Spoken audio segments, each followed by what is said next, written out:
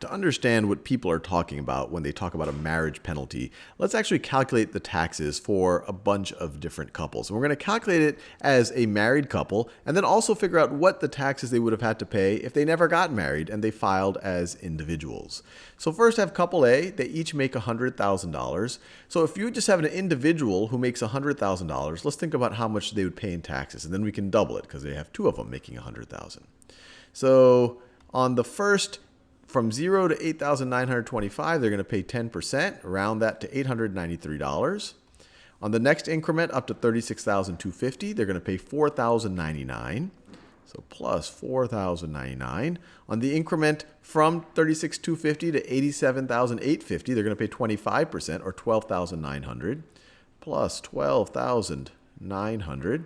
And then they're going to pay 28% on the increment above 87,850 and below 100,000. So 100,000, 1, 2, 3, minus 87,850 gets us to 21,294. Now this is just one person making 100,000, but now let's combine it. Let's say what would their combined taxes have been if they never got married. So times 2 gets us to 42,588. So 42,588. Now let's calculate it if they actually got married and they file jointly as a married couple. And as well, and they actually don't, once they get married, they actually no longer have the option of filing as an individual. They now would either have to married filing jointly or do married filing separately, which also does not give you this bracket right over here. So we really are comparing what happens when you are completely single, not married, to when you are married. So when you're married, we're going to take their combined income of $200K. The first 17,850 is at 10%, so that's 1,785. Next increment is 8,198 plus 8,198. Plus the next increment, we still haven't gotten to the 200,000 yet, is 18,475 plus 18,475 plus 28% of the increment below 200,000 and above 146,400. So 200, 1, 2, 3, minus 146,400 gets us to 43,466. 43,466. So notice, by getting married, they now had to use this schedule if they're going to file jointly, and they pay more in taxes. So this right here is what people consider to be the marriage penalty. And just to emphasize, you might say, hey, wait, why don't they just file as an individual? Well, this tax bracket is no longer, or these brackets are no longer available to them if they are married. If they don't want to file jointly, they could do married filing separately, but you're still going to get the same outcome right over here. So in this case, for this couple, which is they're both making an equal amount and a fairly high income, you do have a marriage penalty. They are paying almost $1,000 more in taxes. But let's think about a few other scenarios. Let's take couple B into consideration. So if we do them separately, so let's first take the individual who's making $180,000.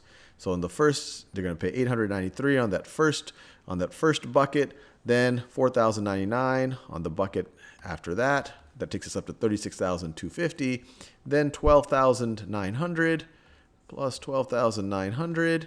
Then they're going to pay 28% on the increment above $87,850. So they make $180,000. This is who we're talking about. So 180, 1, 2, 3, minus $87,850 gets us to, and I use this all the way up because this goes all the way to 183,000. So it was, if this was 184,000, we would have to think about the next bracket, but it's not. So then we get our answer. So this is just the person making $180,000.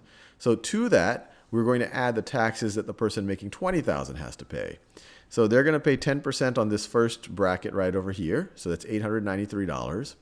$893. Then they're going to pay 15%. Then they're going to pay 15% on the increment, above 8,925. So they make 20,000. So 20, 1, 2, 3 minus 8,925 gets us to, did I do that right? Yeah, that looks right. Gets us to their total taxes, if we just round it, 46,248. 40, let me do that in white. 46,248. Let me make sure I wrote that down. 46,248 if we round down. Now, if they file jointly, so this is the situation where they never get married and they both can file individual, non-married, then if you were to add up their taxes, it's 46,248. Now, once they get married and they file jointly, their combined income is the same as couple A, so they're going to pay 43,466. They're going to pay the same thing right over here. And notice, now they actually got a marriage benefit. So this right over here was actually a marriage benefit. And the reason why it came out as a marriage benefit is now you had a huge disparity in incomes right over here.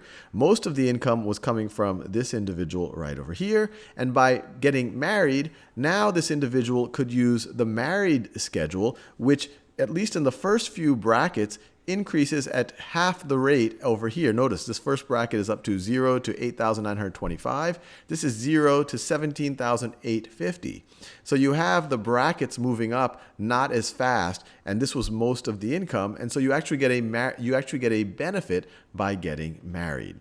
Now I'll leave it as an exercise to you what happens in couple C. In couple C, they both have the same income, but their income is lower than what you saw in couple A. And you notice this bracket right over here, 17,850 is exactly double 8,925. 72,500 is exactly double 36,250. But then 146,400 is not double this right over here.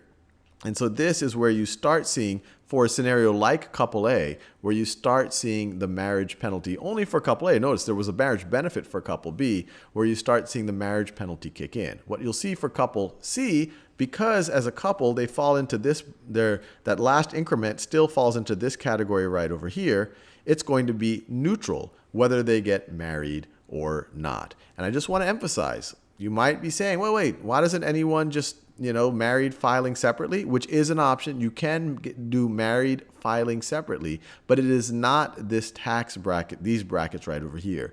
Married filing separately it has a very similar effect as married filing jointly. So in the case of couple A, you would still have the marriage penalty.